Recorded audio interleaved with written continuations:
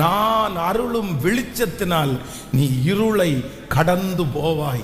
இந்த காரியத்தை எப்படி நான் கடந்து போவேன்? கடந்து போகிறதற்கு ஒண்ணுமே என்னிடத்திலே இல்லையே. இந்த பிரச்சனையை, இந்த சூழ்நிலையை எப்படி என்னால் தாண்ட முடியும்? ஆனா ஆண்டவர் இந்த மாதம் தெளிவாய் வாக்கு கொடுக்கிறார். இல்லை, நான் உனக்கு வெளிச்சத்தை கர்த்தர் அனுப்புகிறவர். எத்தனை பேரை ஆமோதிக்கிறீர்கள்? அந்த இடத்திலே தேவனுடைய வெளிச்சம் உங்களை தேடி வரும். அந்த சூழ்நிலையிலே கர்த்தருடைய வெளிச்சம் உங்களை தேடி வரும். அவர் வெளிச்சத்தை அனுப்பினதற்கு பிறகு அந்த இடத்திலே இருளுக்கு ஆண்டவர் அந்த இடத்திலே எந்த விதமான காரியமும் இருள் செய்யவே முடியாது. கைகளை உயர்த்தி ஒரு 3 வீசை சொல்ல போகிறோம்.